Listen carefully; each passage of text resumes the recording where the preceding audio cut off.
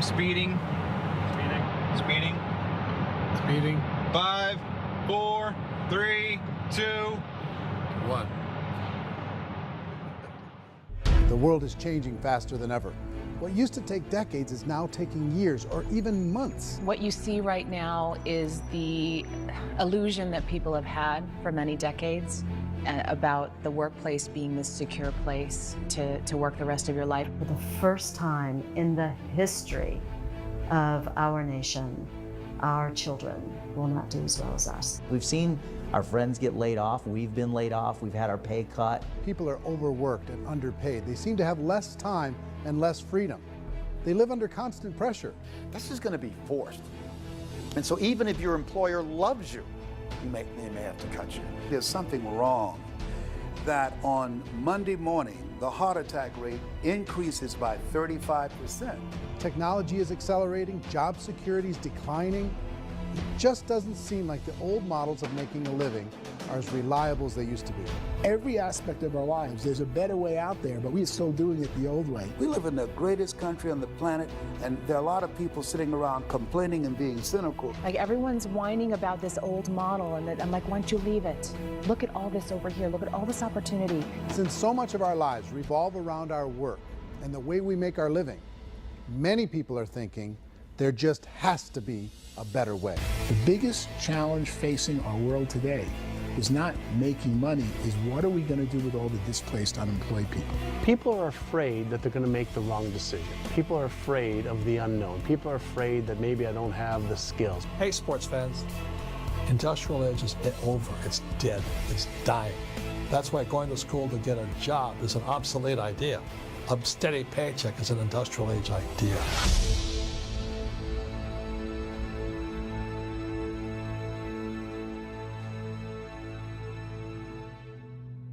It's the search for answers that has brought us here together today. My name is Eric Worre, and for almost 30 years I've been an entrepreneur, struggling at times, but ultimately succeeding. As a best-selling author, speaker, and business owner, I've spent my entire career helping millions of people around the world to become entrepreneurs. And I believe strongly that there is, in fact, a better way when it comes to how we make a living. The career landscape has changed dramatically, and many are still working in a model that is completely out of date. What worked for previous generations isn't working as well for people today. In this film, we're going to explore 3 important questions. First, what's really going on in our working world today? Second, in this new economy, is it better to become an entrepreneur, or is it safer to work for someone else? And third, if a person decides to become an entrepreneur and start their own business, how can they do it without taking on massive risk? To help in this journey, I've brought together some of the greatest experts and thought leaders in the field of entrepreneurship to share the real facts with you. My intention is to give you new information that will allow you to make choices that are not limited by an old, outdated model. Let's start by understanding what's going on in our working world today.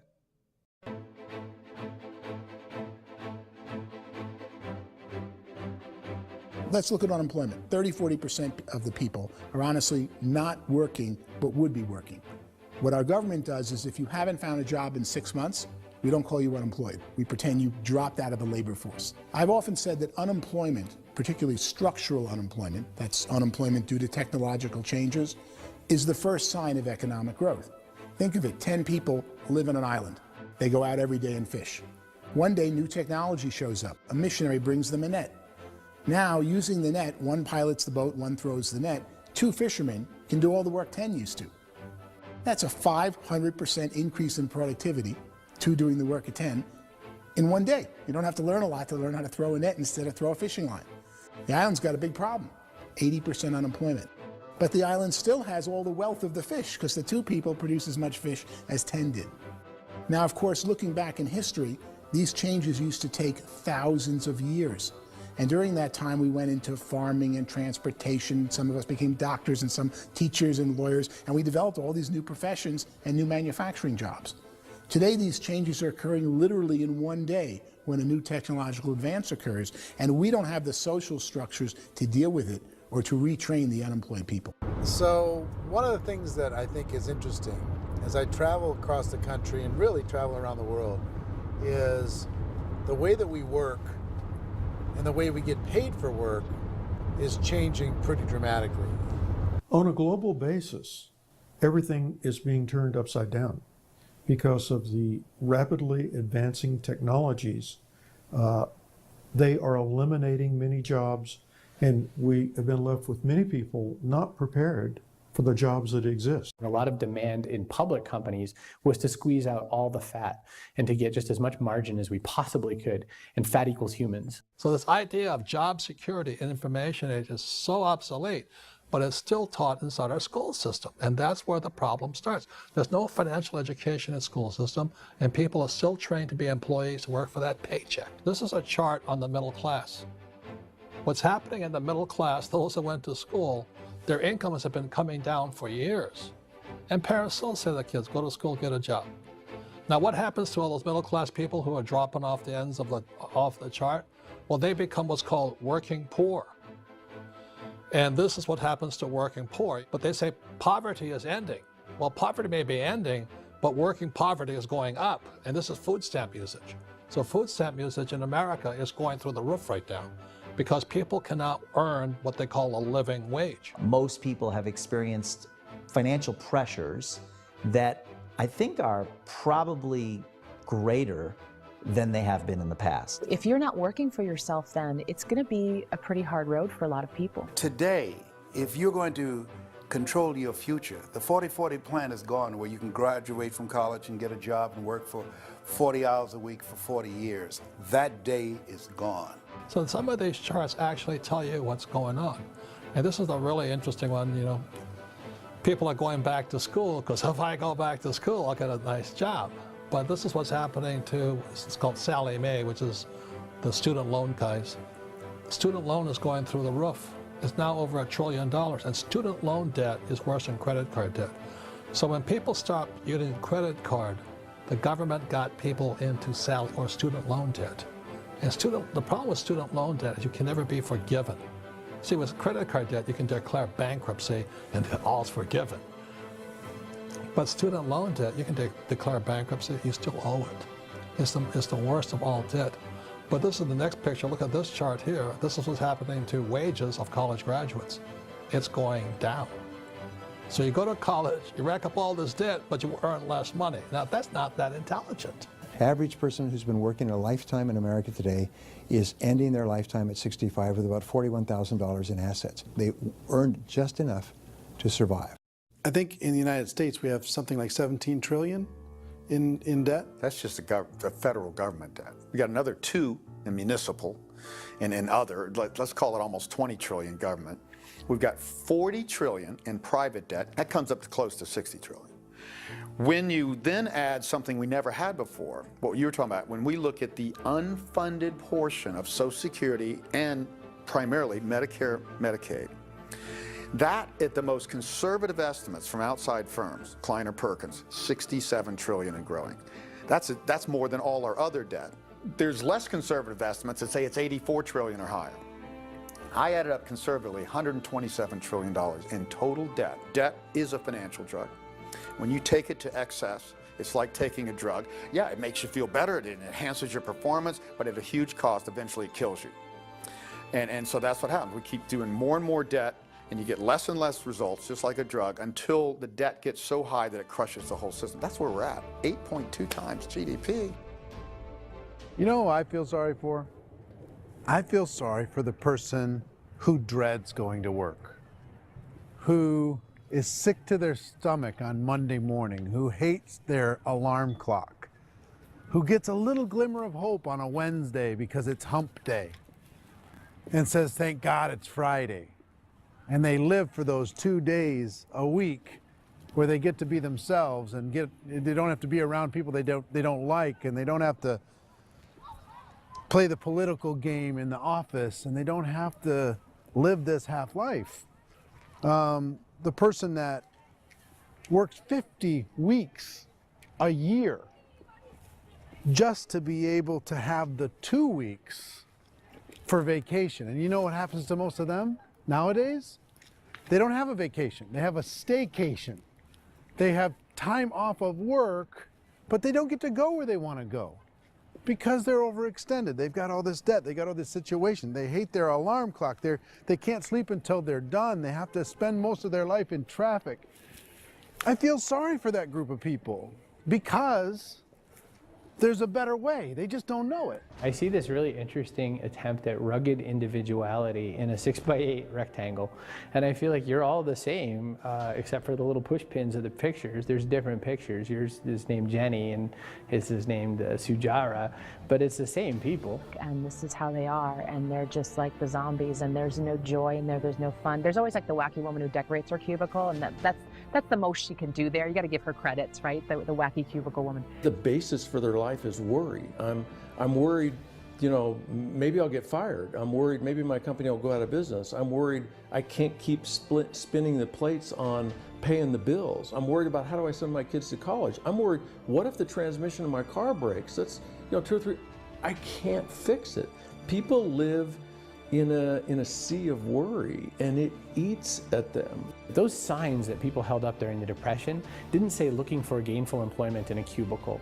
It said looking for work. Work is what we're looking for. Job is just a unit of measurement. Work is what we're going after. It's time to look in the mirror and say, it's not the economy, it's my economy. It's my little world of where I am. I need to improve. I'm not going to wait for the economy to come back because, frankly, the economy is doing great in this country. So I'm here on Wall Street, the financial center of the universe, the financial capital of the world. This is where most people's money goes to at least be held for a time, right?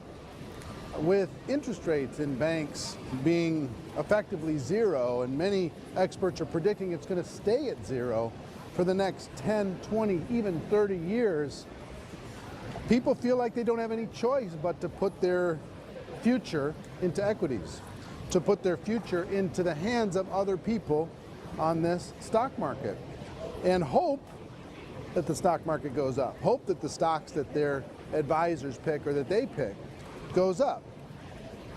That's one way to go, I guess.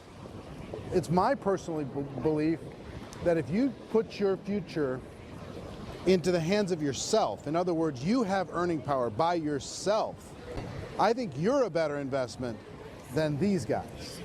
I think you controlling your future is a better option than handing over your retirement to these guys. The average household income in the United States is approximately $50,000 a year, what they call the middle class.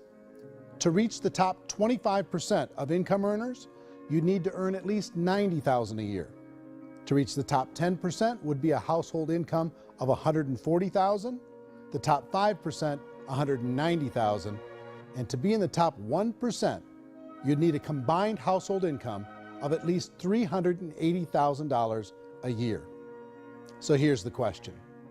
What do you think would give you the best chance to move up and get to the top 10%, the top 5%, the top 1% or beyond? In my opinion, and in the opinion of many, many experts, the answer is to become an entrepreneur, to become your own boss. I think you have to be a business owner. I can't, the only time I ever say to someone it'd be great to be an employee is when they've already told me they've surrendered. I only tell people who are wounded spiritually that they should be an employee. And it's that feeling that you get when you pick up the backpack off the little Cub Scout and say, "Don't worry, little guy, we'll get you back to the camp." You know, it is in no way a kindness when I tell someone they'd be a great employee. The other status symbol really increasingly is lifestyle. I mean, people can own their own business, maybe even work out of their house. That, I tell you, people admire that, like, gosh, I wish I could do that. The spirit of the entrepreneur is to be a risk taker and to be resourceful and unstoppable and to have a vision of yourself beyond where you are and not willing to settle for life as it is. Think about the great entrepreneurs. They're visionary. They have heart. They're willing to do today what others won't so they can do tomorrow what others can't. Personally, I don't think of the new economy, the old economy. I create my own economy. The entrepreneur's in control. I decide what the economy is going to be like. In the world of entrepreneurship, there are no limits. you can make as much as you want, depending on how much you want to work and how smart you are and how great a team you put together. There's no more lifetime rewarding business than being an entrepreneur. Why in America, where anyone could be anything, would people want to give up their freedom and become effectively a modern-day slave, told shut up and be here every morning at 7:30, leave at 5:30, and do what I tell you? If people decide to become an entrepreneur and work for themselves, they have some traditional options, but they're riskier than you might think. Any kind of a retail business, retail build-outs, is extremely expensive. Even just these small little yogurt stores where they're putting little yogurt machines and you get all the different flavors, you're spending $200,000, $300,000, $400,000 to open a yogurt shop. I would love to buy a Dunkin' Donuts, but it's $500,000 or so to start. I don't quite have that just-in-case money. Risking lose it all, and most guys do 2 or 3 times, and even big guys like Branson, because I'm such a fan of his, half his companies don't work. If you make $1 million, your problems are going to go. If you make $1 billion, your problems are really going to go. Just the opposite. You and I know when you're making $1 million, you get $1 million responsibilities. You make $1 billion, you got 1,000 times $1 million responsibilities. And most people say, I'd love to be my own boss. 70% of Americans would love to be their own boss, according to recent polls. But they don't know how to get there. Because what are you going to do? One, you could buy an existing business. If somebody's selling an existing business, you have to ask why. Usually because it's probably hard. It's probably not making as much money as they hope. 2, they could buy a franchise, a little less risk, proven system, but it's expensive to be able to do that. 3, they could start something from scratch. And that's where a lot of people feel like, I don't have the chops to do it. I don't have the money. I don't have the product idea. I don't have the expertise. I don't have whatever it's going to take to be able to get there, and I can't risk my family to do it. So, 4th, they could become an investor. A lot of people in this town invest to try and figure out a way, but you got to be pretty smart with that game too, right? Venture capitalists, who are the very best and most sophisticated in investing in new breakthrough businesses, make it on 1 out of 11. That means 10 out of 11 are mediocre or fail. Most of them fail. That's the risk there. An angel investor is lucky to get 1 out of 15 or 20. A business is a team sport. Like, I have to have accountants, I have to have engineers, I have to have system designers, I have to have sales, marketing, I have to have accounting, I have to have mission statements, I have to have legal and all that. The average Joe Schmo, even me, I go out there, I don't have the skills to put a business together. I think the bottom line for the 4 traditional options is they take money, sometimes a lot of it. They take expertise, and they take time. All of that adds up to just too much risk for most people. I bought a business from somebody else and it was a lot of work. And you start wondering, what did I just buy? Because I guess ultimately I own your email list and I just overpaid for it. People that start their own business, they spend a lot of money, they spend a lot of time, a lot of effort to get things started. And the more you invest on the upfront, the harder you typically work at it. I can tell you what the success rate is of a restaurant. What is it? They're crazy enough. About 90% of them fail. About 90%, in how quickly? Year less. Wow. And if we're talking non-franchise, we're talking franchise, Sure. That's totally different. Yeah. But our students aren't getting franchise restaurants. You got to invest big money. Exactly. And with someone like McDonald's, you've had to work with the company for a long period of time, really know the You even have a business. chance at investing $1 million. Have a chance, and it's a slim chance. What if there was a way that you had all the proven aspects, the comfort aspects, and you could still control your own life? What if there was both? In other words, you didn't have to create everything from scratch. You didn't have to be a super leader. All you had to do, what if there was a proven product already? You didn't have to create the product. And there's a proven system already, proven training already. Everything except an employer. That was the only thing that you didn't have. Do you think more people would be open to working for themselves in that environment?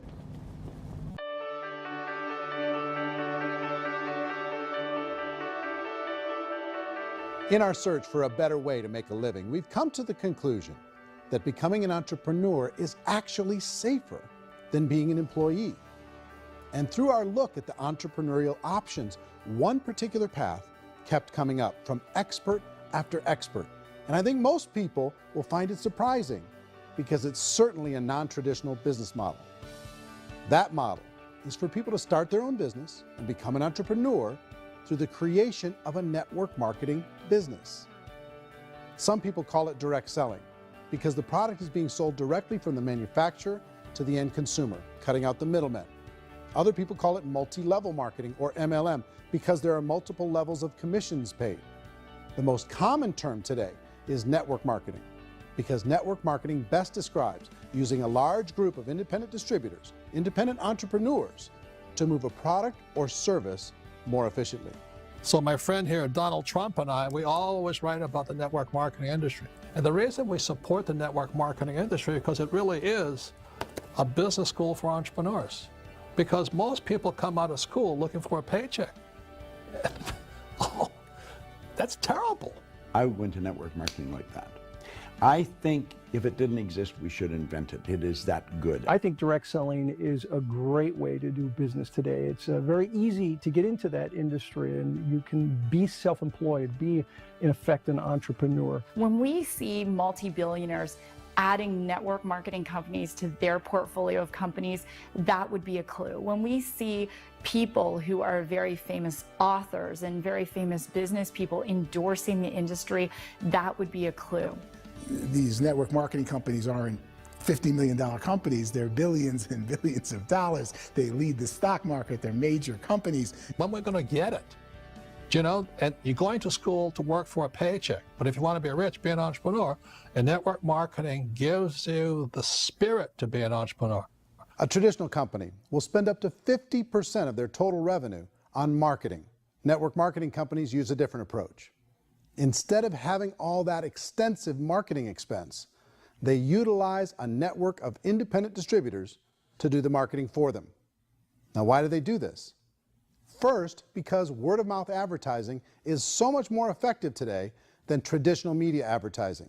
Second, some products need to be explained or demonstrated, and an independent salesperson can do that more effectively than an ad campaign. Third, it's completely efficient. The company only pays for the marketing of their product if a sale happens and not before. Imagine if Amazon allowed you to become an independent distributor and paid out 40% of its revenue to that distributor group. All you had to do as a distributor was recommend a product, and if a person bought it on Amazon, Amazon would take care of all the logistics, and you'd get paid for bringing the customer. Now imagine you got paid for every purchase that customer made for the rest of their lives. Well, Amazon doesn't offer this option, but network marketing companies do. 85% of all buying decisions in our society are made as a result of word of mouth or reputation. We're recommending things to each other all the time. You know, who's your dentist? Who's your doctor? Who's your lawyer? What detergent, are you using? What legal system are you using? What product are you using? We're talking to each other about the things that we love anyway. When you go into a big box retailer, you're lucky if the clerk looks you in the eye, much less gives you any detailed or accurate information about what you're purchasing.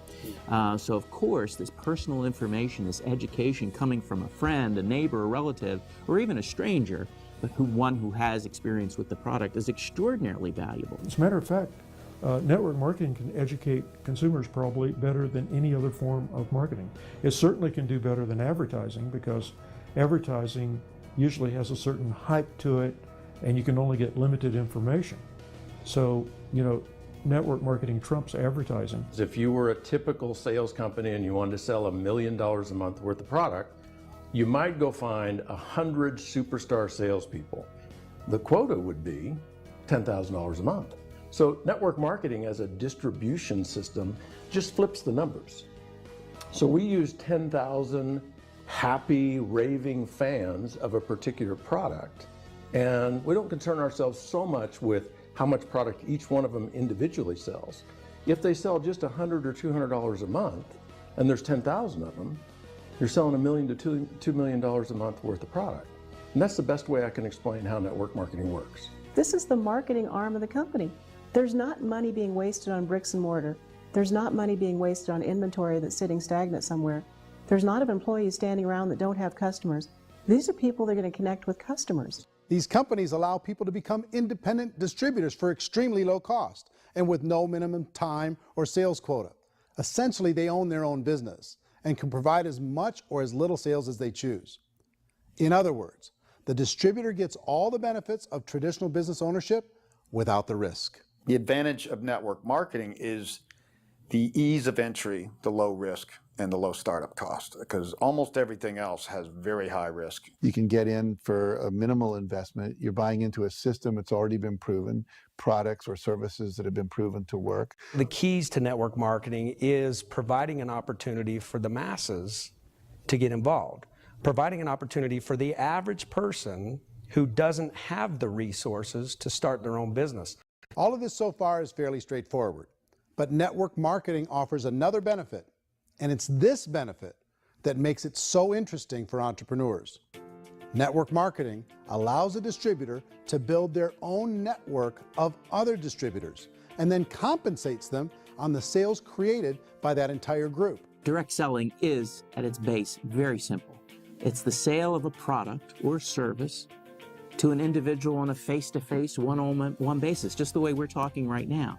But there's an important element as well, and that's the offering in conjunction with that sale of product, the offering of an opportunity for someone to make something of themselves. No matter what your social status is, no matter what language that you speak, I mean, look how many unbelievable people are becoming successful to speak every kind of language out there. What an awesome gift to give the world. Instead of having to work your way up in a system and prove that you could be a sales manager, they just decided everybody can be a sales manager. Everybody gets to build a sales team from day one. And so what that brought into the system of growth as a direct selling company is the concept of compounding or geometric progression. Because now you can actually grow a sales force very quickly because everybody is enrolling people in their own sales force. People who are like, oh, this is weird, I'm building a sales team, or what do you think you do at a regular company? How do you think a regular company works? Network marketing is the only industry that doesn't say your past determines your future. It looks at your past and says, okay, now what can we train you to do so you can have a great future?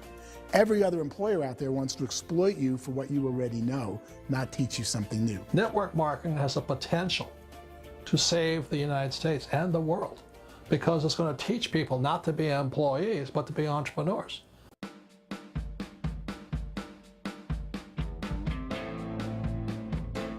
According to the Direct Selling Association, if you add up all the network marketing companies around the world, they combine to do over $178 billion a year in retail sales. To give you an idea of how big that really is, the NFL, the National Football League, does approximately $9 billion a year. The music industry does a little more than $16 billion a year, and the movie industry does about $80 billion a year.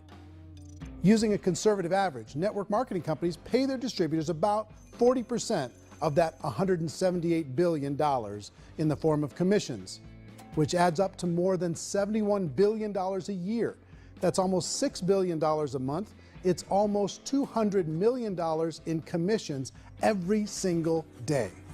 So it's certainly working, and people are making serious money in network marketing. With the growth of the direct selling industry over the last 10, 15, 20 years, we've seen a broader understanding of the channel. We have seen more and more people getting involved in the business, so our penetration in the marketplace has increased, and thus the understanding in the marketplace of who we are has increased. And we've seen non-direct selling companies look at the direct selling model and say, something's going on there. People are making money, companies are being profitable, individuals are being motivated, product is being delivered to market. Maybe we should explore this. Some people think only the people at the top make money. Well, let's take a look at that as well. In the network marketing profession, there are roughly 500 people in the world who earn over $1 million a year. If you round that number up to $2 million a year, that adds up to about $1 billion a year. That takes the $71 billion paid out each year down to $70 billion. So where does the rest of the money go? The vast majority goes to part-time people making anywhere from a few $100s a month to many thousands of dollars a month. It goes to people who choose to make it a full-time career move and earning even more than that. Every day, people are using the money they earn through network marketing to pay off debt, have more fun, and improve the quality of their lives. Everyone I know in network marketing has been doing that since the 50s. They go to work when they want to go to work. They stop working when they want to take time with their children to have a leisurely breakfast and discuss issues and driving to school. They go back to work when they get home, wherever they're working out of. The biggest thing that I've seen is people that have become much happier in their life. MLM has probably made more millionaires of more people in more countries, and I've spoken to them in 67 countries, than any other single form of business, starting from nothing. If they have a choice between working a job for the next 10 years or working a network marketing business for the next 10 years, the result of working the network marketing business will be better. A lot of people within the industry go on and make this a career and do extremely well at it. Network marketing has been nothing but good for everyone I know that's been involved with it, because they did it seriously and they played full out and they've been very successful. It's been a constant barrage of success stories and people showing off stuff that they got as a result of it. How many people are involved? Approximately 16 million Americans and 96 million people around the world are currently participating in network marketing. And in a recent poll, 82% of those people report a good, very good, or excellent experience with network marketing. So people are happy.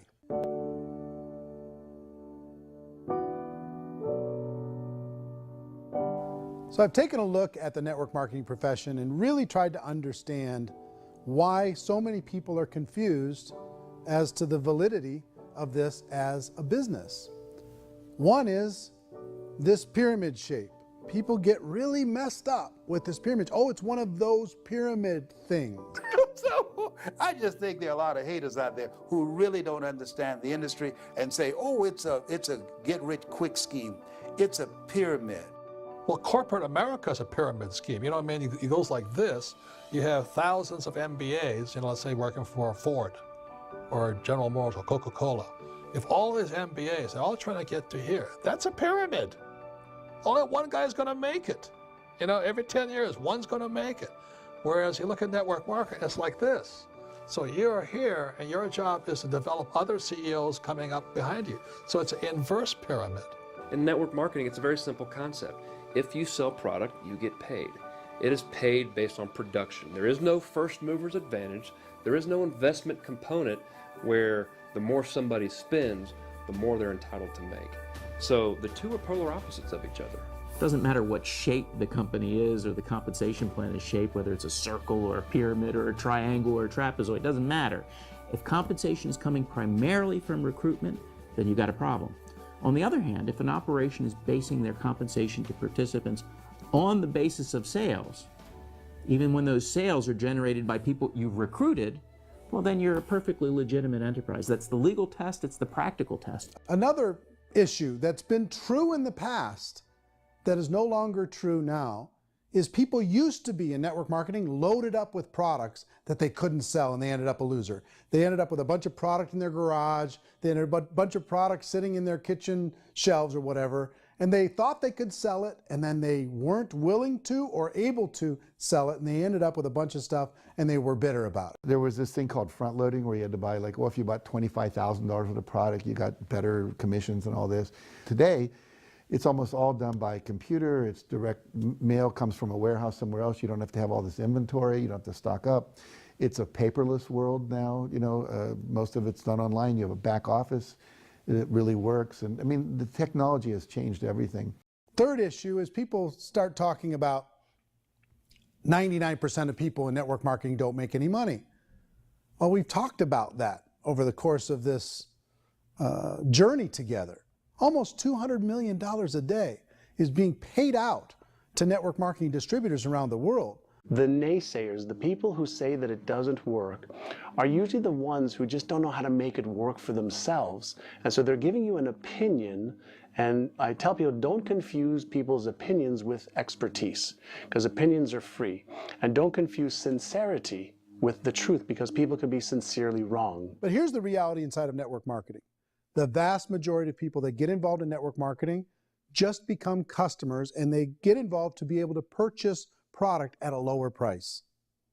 If you take Costco as an example, if a person goes into Costco and gets a membership to Costco so they can get a lower price on the product, we don't call that person a loser because they have a bunch of product that they walked out with with a smile on their face. Yet when some people want to take a look at network marketing, they say, well, those people, they're just using the product and they aren't earning an income, so they must be a loser. They're not a loser, they're a happy customer. That's the vast majority of people that are involved in network marketing. Now, a smaller percentage of those people decide to go build a business. They earn $300 a month, $500 a month, $1,000, $2,000.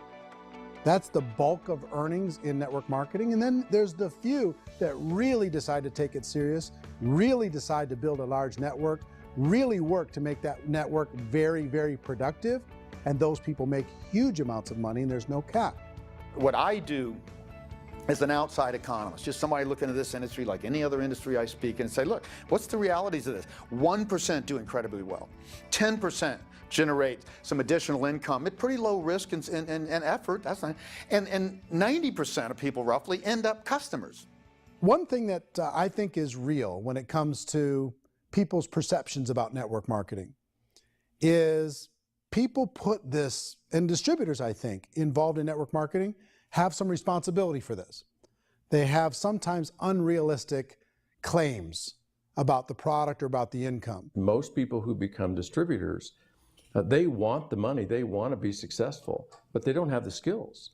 They don't know what to do. And when people don't know what to do and they're in a new business, they're scared. And when they're scared, they panic and desperation kind of sets in. So they think everyone they talk to has to get in. So if I talk to you and you say, well, no, I don't have time to do that, they're like, no, I need you. You have to do this or I won't be successful. So I start clawing on you. I start that desperation. So then I start making claims about the product, which are not appropriate, probably not even true. Or I start saying, oh, let me show you how you can make all this money and you don't have to do anything, Eric. And so you just totally misrepresent the opportunity, and you're clingy with people because you think you need everybody to be successful, and you don't. You know, one of the messages that I try to deliver most forcefully to companies as well as salespeople in direct selling is that you don't have to overpromise. The reality is in network marketing, there's a lot of hard work involved. There's a lot of effort. You're going to have to develop yourself. It's a business like anything else. It's going to take some time, but in my opinion, it's better.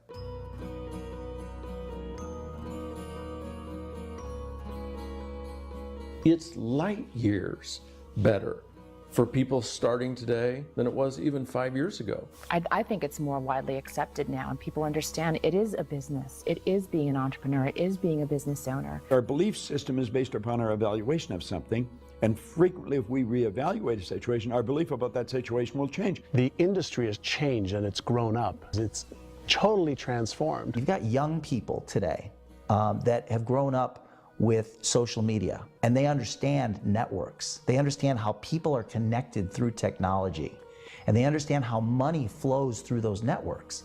So when they see network marketing, they don't see it the way their parents saw it. And we've all learned, the larger industry that you represent, has all learned from those mistakes and flaws and errors that have happened early on. Early algorithms didn't work the right way. That's all fixed. It's like when they design a computer program, they design the program, then they run it, and then they go back through and they debug it. The MLM industry has been debugged. This is the day of being virtual, being able to run a business from your mobile phone. I mean, it's incredible. Companies are getting smarter. They're implementing more consumer protections. They're implementing more compliance training. They're doing more with respect to product research. If you do get involved and you make purchases of inventory, even on a voluntary basis, if you decide that this business is not for you, you can leave and have that inventory repurchased by the company. There's no other business that offers that kind of protection on a voluntary, self-regulatory basis.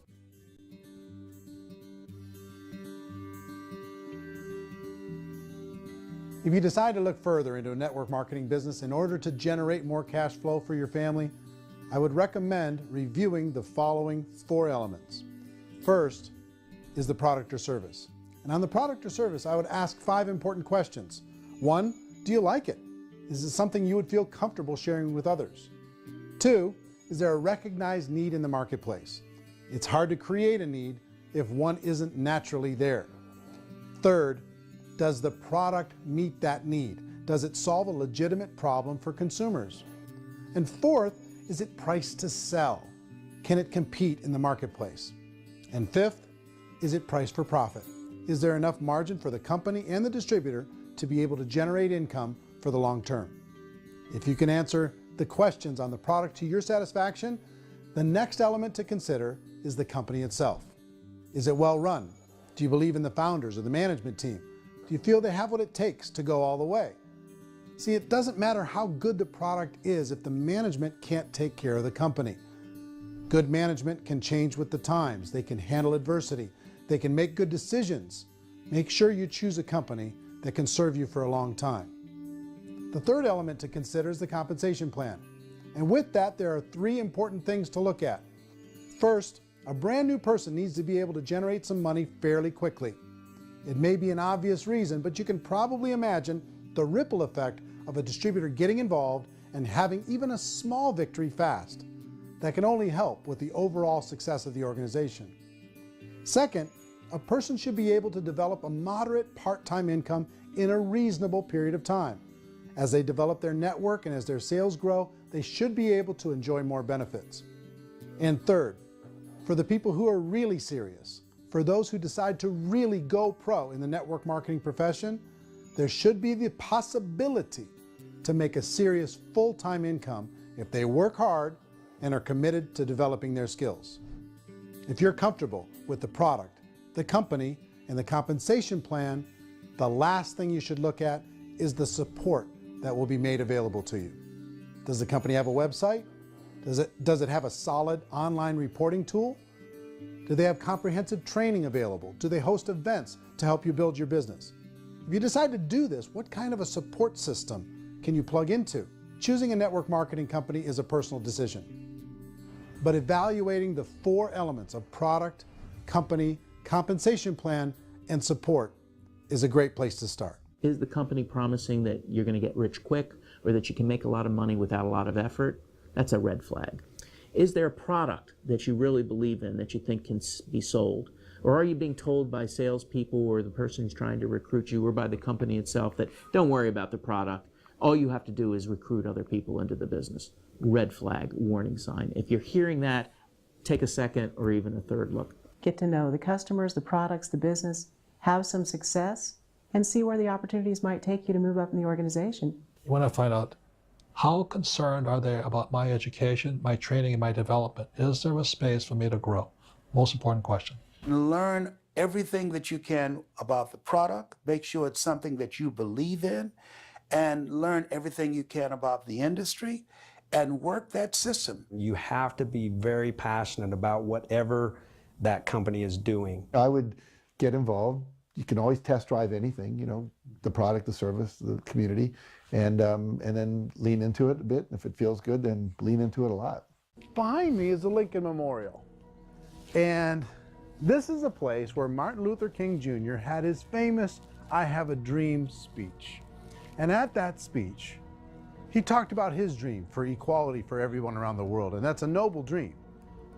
But I think more people need to remember what it was like when they were kids and the dream was still alive in them. Before it got beaten out of them by reality, by this paycheck, by these responsibilities, and by having to live for this job to pay the bills. I think people need to remember that, go back to that. Once they know that there's a better way, I think their future is going to be much brighter. They can live a better life.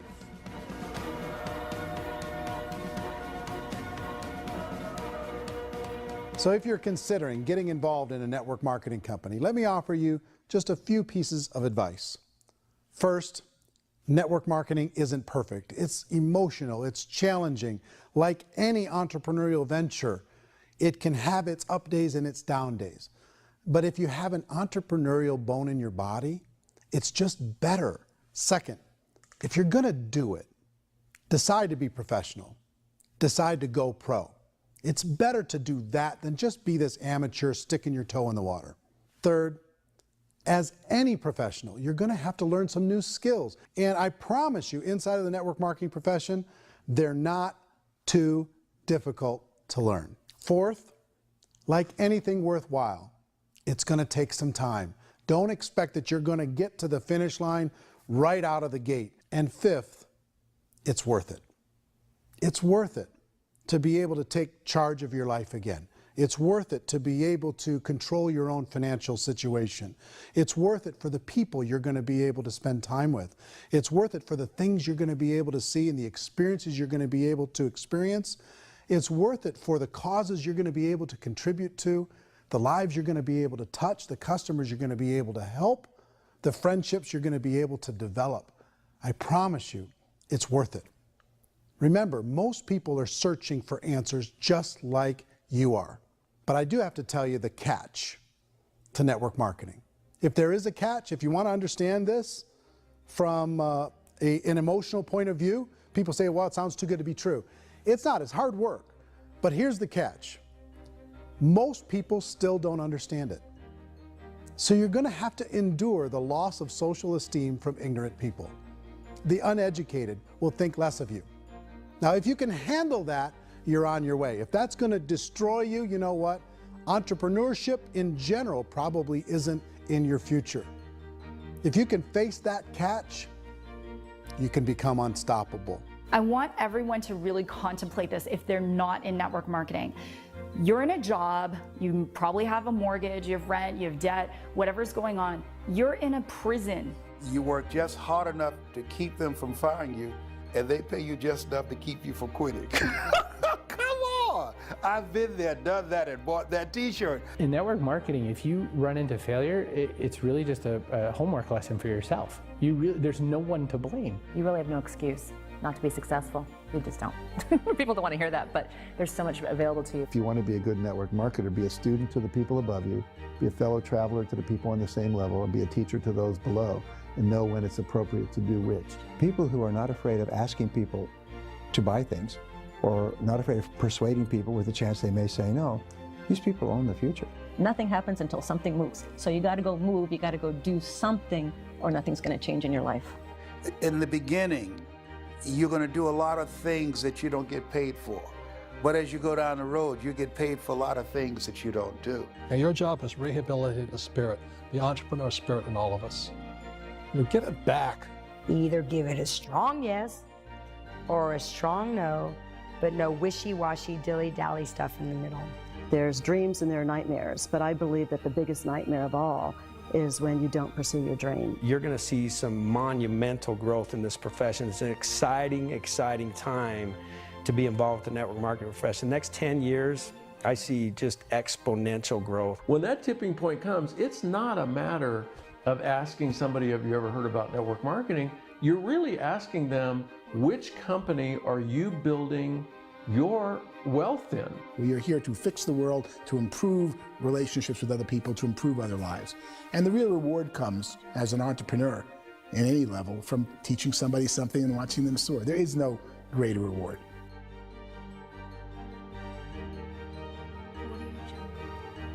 Life's too short to spend it living someone else's dream instead of your own. It's too short to spend it living at a fraction of your potential. Can being an entrepreneur be a challenge at times? Sure. But here's what you get in exchange. It can be yours. Something that you built, something that you created, something that you made happen. This balloon represents your dream. It represents entrepreneurship. My wish for all of you is that you would reach out and grab it. The choice is up to you.